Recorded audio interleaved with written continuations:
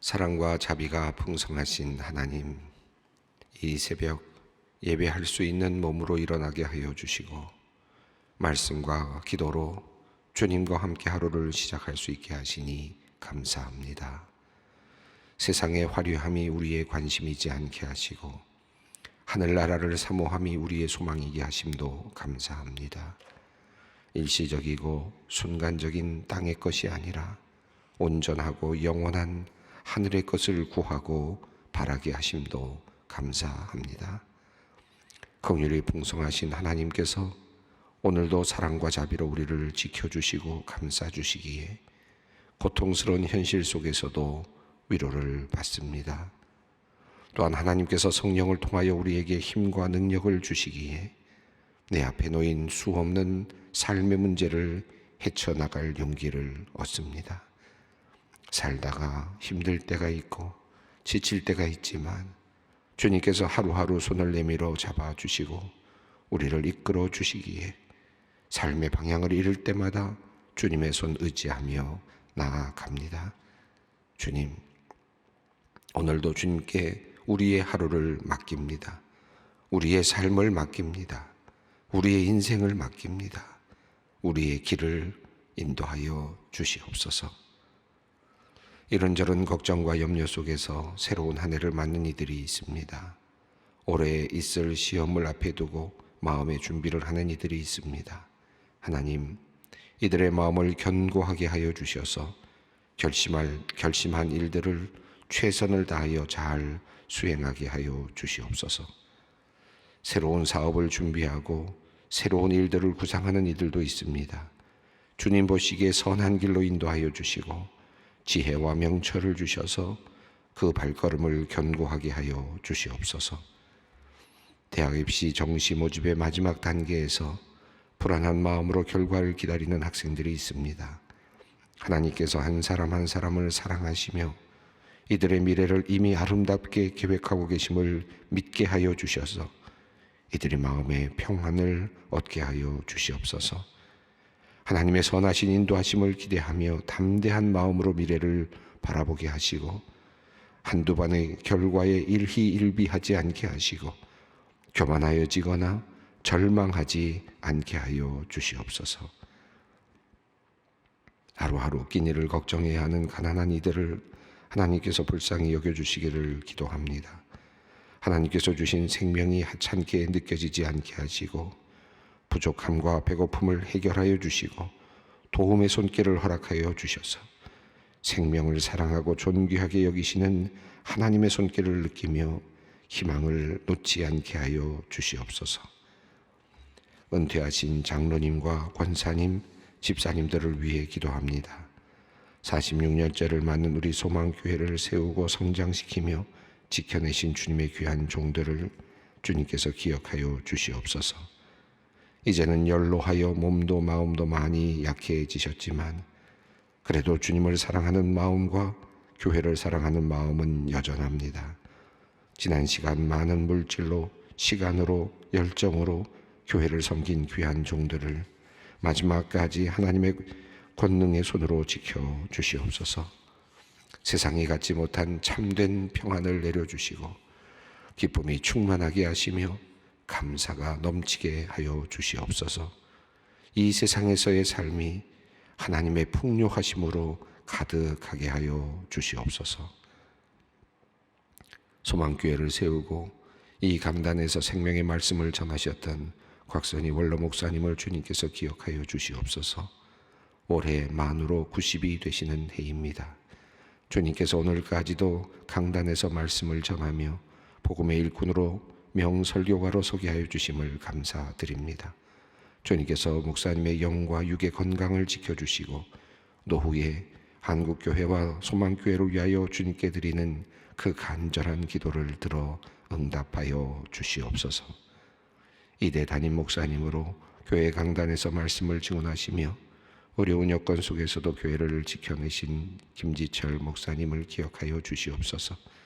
올해 만으로 75세가 되십니다. 은퇴 후에 미래목회연구원을 통하여 한국교회 미래를 위해 인재들을 양성하는 데 매진해온 목사님의 헌신을 주님께서 기억하여 주시고 아름답고 멋진 열매들을 많이 거두게 하여 주시옵소서. 미국에 거주하는 여동생의 암 진단 소식을 듣고 여동생을 위해 간절히 기도하는 권사님의 기도를 들어주시옵소서. 자궁 내막암 판정을 받고 많이 놀란 상황입니다. 불안하고 두려운 마음을 주님께서 위로하여 주시고 믿음과 평강을 허락하여 주시옵소서. 암세포가 전이되지 않도록 막아주시고 적절한 치료가 이루어져 다시 건강한 일상으로 돌아오도록 도와주시옵소서. 6월이 예정일인 뱃속의 태아를 위해 기도하는 가정이 있습니다. 검사 결과가 좋지 않아 재검을 받고 이제 결과를 기다립니다. 어렵게 주신 생명이오니 건강하게 태아를 지켜주실 줄 믿습니다. 하나님께서 아기를 눈동자와 같이 보호하여 주시옵소서. 또한 이 과정을 통해 부부가 더욱 믿음으로 단단해지게 하시고 귀한 생명 감사함으로 받게 하옵소서. 류마티스 관절염의 합병증으로 갑자기 심장 질환을 앓아 긴급 수술을 앞두고 있는 고령의 집사님이 있습니다. 2개의 심방 상태가 나빠져 있어 상황이 좋지 않습니다.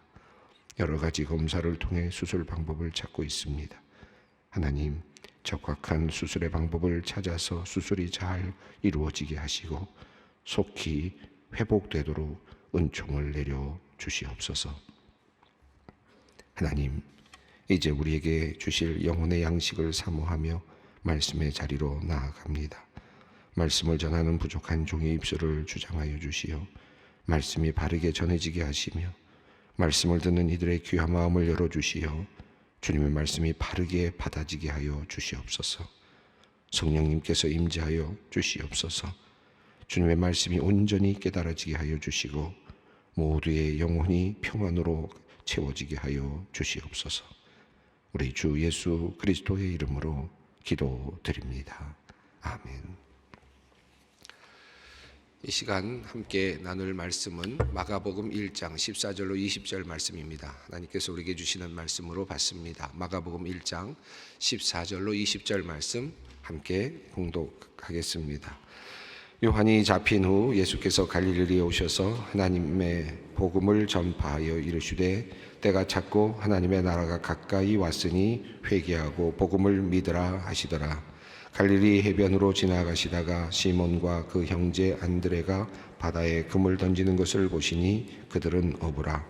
예수께서 이르시되 나를 따라오라. 내가 너희로 사람을 낚는 어부가 되게 하리라 하시니 곧 그물을 버려두고 따르니라.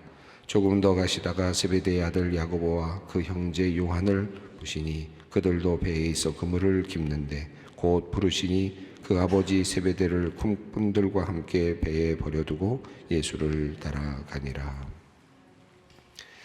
이 마가복음이 이렇게 급속도로 이야기가 진행되는 것을 볼 수 있는데 세례 요한에 대한 이야기가 잠시 나왔고 또 예수님께서 세례 요한에게 세례를 받으시는 장면이 이제 잠시 아주 짧은 구절로 나왔습니다. 그리고 세례 받으신 후에 곧 유시스라고 하는 단어가 쓰여졌는데 바로 이어서 성령께서 예수 그리스도를 광야로 모셨다라고 하는 말씀이 나와서 또 광야에서 예수님께서 40일 동안 계시면서 마귀의 시험을 받으시면서 그러나 들짐승과 함께 계시며 천사들의 수종을 받았다라고 하는 내용이 소개됐습니다. 다른 공간복음서에 나오는 많은 다양한 내용들이 압축적으로 이렇게 주어지고 있고 또 상당히 많이 생략이 되어 있는 것을 우리가 볼 수 있습니다. 마가복음은 어쩌면 복음을 향하여서 직진하고 있는 다양한 어떤 주변의 이야기들을 다 간략하게 정리하고 이 복음의 내용으로 바로 들어가려고 하는 아주 그런 모습을 보여주고 있습니다. 오늘 본문도 이제 그렇습니다. 요한에 대한 얘기가 잠시 나오는 듯 했는데 바로 이어서 이제 요한이 잡힌 후에 이야기가 소개되고 있고 또 요한이 잡히는 과정도 나오지 않습니다. 이 내용은 나중에 마가복음 6장으로 넘어가서 잠시 회상하는 방식으로 그 이야기가 나오고 있습니다만은 앞부분에서 이야기들을 좀 더 장황하게 풀어내거나 하지를 않고 이 마가복음은 아주 바로 예수님께서 공생애를 시작하시는 그런 내용으로 바로 들어가고 있는 것을 볼 수 있습니다. 14절 말씀을 한번 같이 읽어보겠습니다. 요한이 잡힌 후 예수께서 갈릴리에 오셔서 하나님의 복음을 전파하여, 요한이 잡혔다라고 하는 이 단어, 이 단어가 잡혔다라는 말이 파라도세나이라고 하는 단어가 쓰여졌는데, 여기서는 내어줬다, 넘겨줬다라고 하는 그런 표현입니다. 유다가 예수님을 넘겨줬다라는 표현이 나오지 않습니까? 넘겨줬다, 내어줬다라는 표현이 나오는데 같은 단어입니다. 유다가 예수님을 내어줄 때도 그 넘겨주다는 파라도세나이라는 단어가 사용되고, 요한이 잡혔다라는 데서도 같은 단어가 사용됩니다. 넘겨졌다. 그런데 여기서는 수동태로 되어 있습니다. 넘겨졌다는 거죠. 넘겨졌다. 그런데 여기서는 누구에게 의해서 넘겨졌다라는 표현은 나오지 않습니다. 그냥 요한이 넘겨졌다라고 되어 있습니다. 주어가 생략되어 있음을 볼 수 있습니다. 성경학자들은 이것을 이제 주석을 하면서 요한이 넘겨졌다, 요한이 내어졌다라고 하는 이 자체가 주어가 생략되면서 도리어 이것이 결국은 하나님의 뜻이 이루어져 가고 있는, 하나님의 뜻이 이루어지는 그런 모습으로 표현이 되고 있다라고 해석을 합니다. 요한이 넘겨졌다. 이 넘겨지는 것은 큰 하나님의 섭리 가운데 있는 것을 볼 수 있고, 비록 세례 요한에게는 비극적인 일이었지만, 그러나 하나님의 큰 뜻이 이루어지는 과정 속에 있었다는 것을 암시하고 있습니다. 자, 세례 요한이 넘겨진 후에 드디어 세례 요한이 넘겨지자 예수님께서 마치 바톤을 이어받으시듯이 이제 갈릴리에서부터 하나님의 복음을 전파하기 시작을 하셨습니다. 세례 요한이 회개하라라고 말씀을 하였는데, 같은 말씀 맥락 안에서 시작을 하시면서 이제 복음을 믿으라라고 하는 말씀으로 이어서 그 예수님께서 이제 사역을 감당하시는 모습을 보게 됩니다. 하나님의 복음을 전했다라고 표현했는데, 여기서 복음이 뭘까? 조금 굉장히 궁금해집니다. 왜냐하면 그 당시 예수님이 막 이제 나서셔서 말씀을 전하기 시작하셨는데, 그때 예수님 자신이 복음이라고 한다면, 또 예수님에 관한 말씀이 복음이라고 한다면, 또 예수님께서 하시는 말씀이 복음이라고 한다면, 사실은 아직 예수님께서는 특별히 하신 말씀이 없고, 또 그 내용도 분명하게 나타나지 않고 있기 때문에 여기서 복음을 믿으라라고 하는 말이 사실은 굉장히 모호하게 느껴지기도 합니다. 복음이 뭔가? 마가복음 1장에서는 뭐라고 나왔습니까? 하나님의 아들 예수 그리스도의 복음이라고 했습니다. 복음을 제일 먼저 확정을 하고 시작을 했죠. 그래서 마가복음은 이 복음을 믿으라라고 하는 이 뜬금없는 이야기, 이 본문에서 마가복음 1장에서 예수님께서 나오셔서 회개하고 복음을 믿으라라고 했을 때 갑자기 여기서 복음이 뭘까라고 생각이 될 수 있는데, 이것에 대한 오해를 풀기 위해서 제일 먼저 마가복음 1장 1절에서 복음에 대한 이야기를 이미 해두었습니다.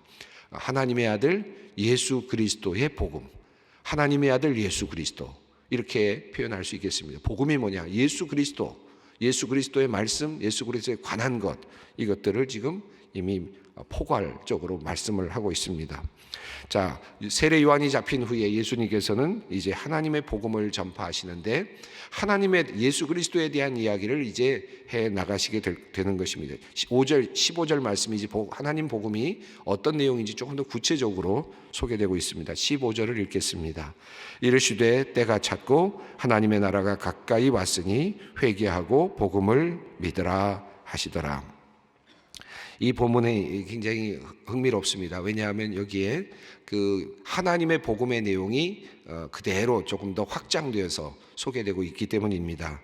갈릴리에 오셔서 예수님께서 하나님의 복음을 전하셨다라고 했는데, 그 복음의 구체적인 내용을 15절이 지금 소개하고 있기 때문입니다.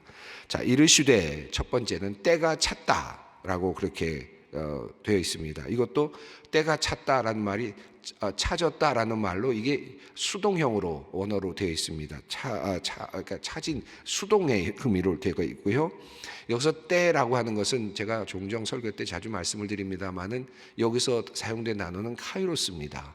그러니까 일반적인 그저 1월 달이 되고 2월 달이 되고 이런 달력의 의미가 아니라 하나님의 정하신 때, 그리고 이 결정적인 순간, 이제 구원의 때, 라고 하는 하나님의 계획이 이제 이루어지는, 예수 그리스도가 이 땅에 오셔서 이제 구속의 역사를 이루어 가시는 역사적인 모든 수십 년, 수백 년, 수억 년의 그 기간 동안에 있었던 인류의 역사 속에서 결정적인 순간이죠.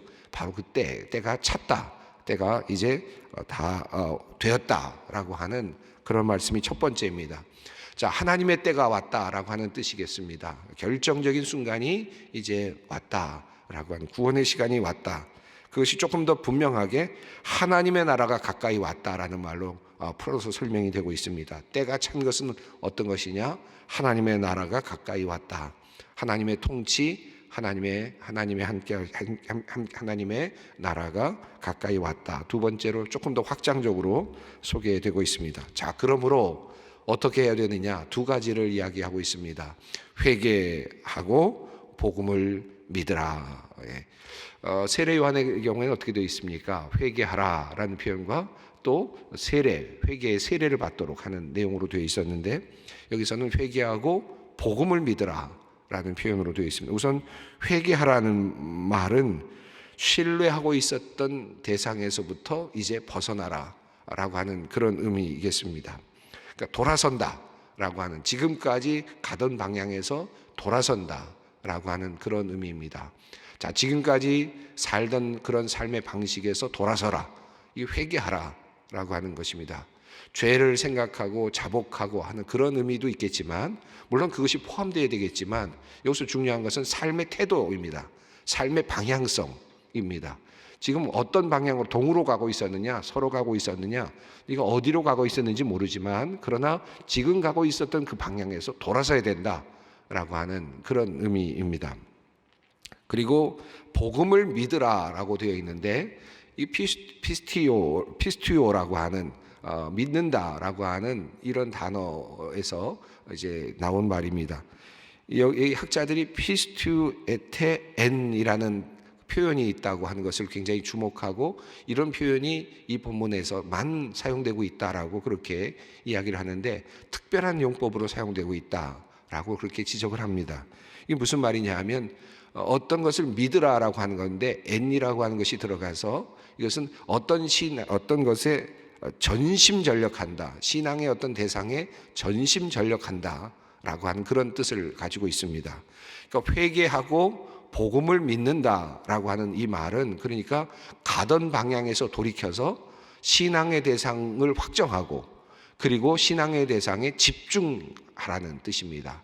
우리가 요즘 말로는 올인한다라는 표현들을 많이 쓰지 않습니까? 신앙의 대상, 이제 신앙의 대상에 올인을 하라라고 하는 의미로 설명을 할 수 있겠습니다. 자, 그러니까 회개하고 복음을 믿는다라고 하는 것은 그냥 죄를 고백하고 또 예수님이 나의 주님이다 받아들인다라고 하는 그런 의미가 아니라, 여기서는 굉장히 아주 역동적인 의미가 있습니다. 그리고 방향성이 있고, 그리고 삶이 지금 완전히 이 안에 담보되고 있습니다. 가던 방향에서 돌이키고, 내가 알고 있던 따라가고 있던, 신앙하고 있었던, 믿고 있었던 그런 대상을 이제 걷어내고 방향을 바꾸어서 이제 믿어야 될 대상을 집중하고, 믿어야 될 대상에 집중하고, 그것에 올인을 하라. 모든 것을 걸어라.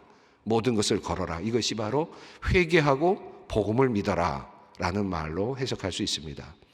자, 그러면 이 말이 도대체, 이 말의 의미를 바로 이어서 마가는 이것이 어떤 의미인지를 우리에게 확연하게 보여주고 있는데, 그냥 뜬금없는 이야기처럼 보이지만 14절과 15절의 이야기가 이제 이어지면서 16절, 17절 이어지는 내용이 바로 회개하고 복음을 믿는다는 게 어떤 것인지를 우리에게 보여주는 하나의 예로 등장이 되고 있습니다.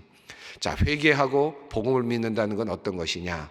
가던 방향에서 돌이켜서, 내가 신뢰하고 신앙하던 그 방향에서 돌이켜서 신뢰할 분을 확정하고 그분에게 완전히 인생을 맡기고 올인하는 것, 완전히 그것에 몰입하는 것, 전심전력하는 것. 이게 만약에 이것이 바로 회개하고 복음을 믿는 것이라면 무엇인가? 그것이 어떤 모습인가? 자, 16절을 한번 읽어보겠습니다. 갈릴리 해변으로 지나가시다가 시몬과 그 형제 안드레가 바다에 그물을 던지는 것을 보시니 그들은 어부라. 자, 갈릴리 해변입니다. 앞서 제가 말씀드렸습니다마는 예수님의 활동은 갈릴리로부터 시작이 되고요. 그리고 마가복음에 의하면 갈릴리에서 활동을 하시다가 예루살렘으로 올라오시는 과정이 소개되고, 예루살렘으로 올라가셔서 순환을 당하시고 그리고 죽으시고 부활하시는 내용이 소개되고 있습니다. 이렇게 점진적으로 이동이 되고 있습니다. 지금 마가복음의 앞부분은 계속적으로 갈릴리를 중심으로 이루어지고 있고, 갈릴리로부터 이제 예수님께서 이제 사역을 시작하시는데, 공생애를 이제 시작하시는데, 시몬의 형제 시몬과 그의 형제 안드레, 시몬은 베드로를 말하죠. 베드로와 안드레 형제입니다. 자, 갈릴리 해변으로 가시다가 시몬과 형제 안드레가 바다에 그물을 던지고 있는 것을 보았습니다. 어부입니다. 바다에서 그물을 던지고 있다는 말은 이미 지금 바다 앞에 안에 있다, 배에서 지금 실제적으로 지금 일을 하고 있다는 의미겠죠. 고기를 잡고 있는 모습을 보셨습니다. 여기서 보셨다라는 단어, 여기서 보셨다는 말은 보고 이미 알아차리셨다라고 하는 뜻을 갖고 있죠. 예수님께서는 사람을 만나셨을 때 너는 누구냐? 라고 그렇게 물으신 적이 거의 없습니다. 이 성경에 보면 그런 내용이 없죠. 너 누구냐? 네 이름이 뭐냐라는 정도는 있지만, 그러나 네가 도대체 누구냐라는 것을 물어보시거나 너의 장점이 뭐냐, 단점이 뭐냐 이런 걸 물어보신 적이 없죠. 예수님께서는 보시면 그냥 보셨다라는 말로 모든 것이 다 끝납니다. 보시면 알아차리시고 그의 모든 것을 다 관찰하시고 알고 계시는 것이죠. 예수님께서 이제 베드로와 그리고 안드레를 보셨습니다. 그의 눈에, 예수님의 눈에 들어왔습니다. 자, 그리고 예수님께서 말씀하십니다. 17절입니다. 예수께서 이르시되 나를 따라오라, 내가 너희로 사람을 낚는 어부가 되게 하리라 하시니. 예수님께서 베드로와 안드레에게 말씀하십니다. 유명한 말씀이죠. 나를 따라오라, 내가 너희를 사람 낚는 어부가 되게 하겠다. 그 어업의 현장에 있었던 사람들에게 이제 고기를 잡는 것이 목적이었던 사람, 그리고 고기를 잡는 것이 어찌 보면 그들의 신앙이었던 사람이죠. 그렇게 해서 내가 내 인생을 산다, 고기를 잡아서 내가 내 인생을 살고 내 가족을 먹이고 내 인생을 의미 있게 살아갈 것이다 생각하고 고기를 지금 잡고 있는 사람들, 고기가 하나의 대상입니다. 어찌 보면 신앙의 대상이라고도 할 수 있겠는데, 이제 예수님께서는 그것을 바꾸십니다. 네가 이제 고기를 대상으로 하는 것이 아니라 사람을 낚는, 사람을 대상으로 하는 것으로 바뀔 것이다 라고 하는 말씀을 하고 계십니다. 나를 따라오라 라는 말씀이 예수님께서 하셨던 초청이었습니다. 자, 앞서 말씀을 드렸습니다. 회개하고 복음을 믿으라 라고 하는 것이 과거에 신앙했던 것으로부터 돌아서서, 그리고 이제 정말 신앙해야 될 분들에게 집중하고 그분을 전심전력해서 따라가는 것이라고 했는데, 예수님께서는 그것을 지금 제자들을 지금 부르시는 장면에서 드러내고 계십니다. 마가복음은 이것을 우리에게 보여주고 있습니다. 시몬 베드로와 안드레는 예수님의 그 말씀을 받고 어떻게 됐습니까? 18절 읽습니다. 곧 그물을 버려두고 따르니라. 여기서 유시스가 또 나왔습니다. 곧이라는 단어가 나왔는데, 여러 번 나온다고 말씀드렸는데 곧입니다. 바로입니다. 뭐 주저하거나 어떤 그런 머뭇거림이라는 것이 없이 바로입니다. 자, 예수님께서 지금 고기를 잡고 있는, 고기를 대상으로 바다를 바라보고 고기만을 바라보고 살고 있었던 인생, 베드로 그리고 안드레, 시몬과 안드레. 그런데 이제는 그 바다를 바라보고 있는 인생이 아니라 고기를 바라보고 있는 인생에서 완전히 돌아서서 이제 사람을 바라보는 인생으로, 그리고 사람을 구원하는 인생으로, 사람을 낚는 인생으로, 고기를 낚는 인생이 아니라 사람을 낚는 인생으로 완전한 변화를 지금 촉구하고 계십니다. 자, 그러자 어떻게 됐습니까? 그물을 버려두고 따랐다. 버려뒀다. 이 말이 이 회개하고 라는 말과 연결이 됩니다. 하던 길을 멈추고 완전히 예수님을 따라가는 것. 자, 예수님을 따라가는 것이 바로 복음을 믿는 것이다. 예수님을 그저 따라가기로 작정하고 그분을 향해서 가는 것, 이게 바로 복음을 믿는 것이다 라고 지금 마가복음 우리에게 지금 알려주고 있는 것이죠. 19절부터 20절도 그렇습니다. 함께 읽어보겠습니다. 조금 더 가시다가 세베대의 아들 야고보와 그 형제 요한을 보시니 그들도 배에서 그물을 깁는데 곧 부르시니 그 아버지 세베대를 품꾼들과 함께 배에 버려두고 예수를 따라가니라. 두 번째로 부르시는데 여기도 형제를 부르셨습니다. 야고보와 요한입니다. 그런데 이들은 그물을 깁고 있었습니다. 조금 다르게 표현되고 있는데 아마 이것은 단계를 묘사할 수도 있고요. 또 그 사람들의 성향을 의미할 수도 있겠습니다. 많은 이제 설교가들이 이 부분에 대해서 설교하니까 제가 생략을 하겠습니다만은 그물을 던지는 사람이 있고 그물을 깁는 사람이 있죠. 우리가 고기를 낚을 때 하려면 그물을 던지는 일도 필요하지만 그물을 깁지 않으면 사실은 또 그물은 의미가 없죠. 지금 또 그리고 그물을 던지고 또 돌아와서는 그물을 기워야 됩니다. 이 두 가지가 계속 반복되어야 될 텐데 여기서는 그물을 깁고 있었습니다. 그런데 예수님께서는 또 그를 부르셨습니다. 그러자 아버지 세베대를 품꾼들과 함께 버려뒀다. 배와 함께 버려뒀다.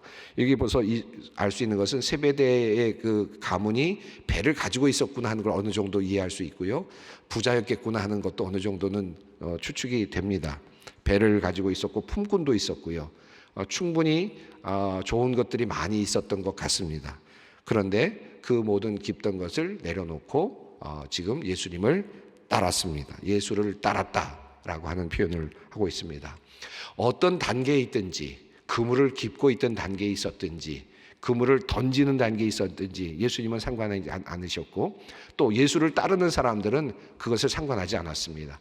내가 여기까지 그물을 다 기워 놔야 되는데요 라고 하지 않았고 그저 버려두고 따랐고 그물을 던졌으니까 그러면 이걸 끌어올리는 데까지 라고 하지 않았고 그냥 그물을 버려두고 떠났다. 이게 지금 성경이 우리에게 보여주고 있는 하나의 그림입니다. 자, 이것이 지금 회개하고 복음을 믿는다라고 하는 것이 어떤 것인지를 우리에게 보여주고 있습니다. 여기서 곧 바로 즉시 예수님을 따랐다라고 말하고 있습니다. 회개하고 복음을 믿으라. 오늘 예수님께서 우리에게 주시는 이 말씀, 우리의 방향성 다시 한번 점검하고 또 예수님께 집중하고 따라간다는 것이 무엇일까? 다시 한번 2023년을 맞으면서 한번 다시 깊이 생각하면서 오늘 기도의 자리로 함께 나아가겠습니다. 하늘에 계신 우리 아버지, 아버지의 이름을 거룩하게 하시며 아버지의 나라가 오게 하시며 아버지의 뜻이 하늘에서와 같이 땅에서도 이루어지게 하소서. 오늘 우리에게 일용할 양식을 주시고 우리가 우리에게 잘못한 사람을 용서하여 준 것 같이 우리 죄를 용서하여 주시고 우리를 시험에 빠지지 않게 하시고 악에서 구하소서. 나라와 권능과 영광이 영원히 아버지의 것입니다. 아멘.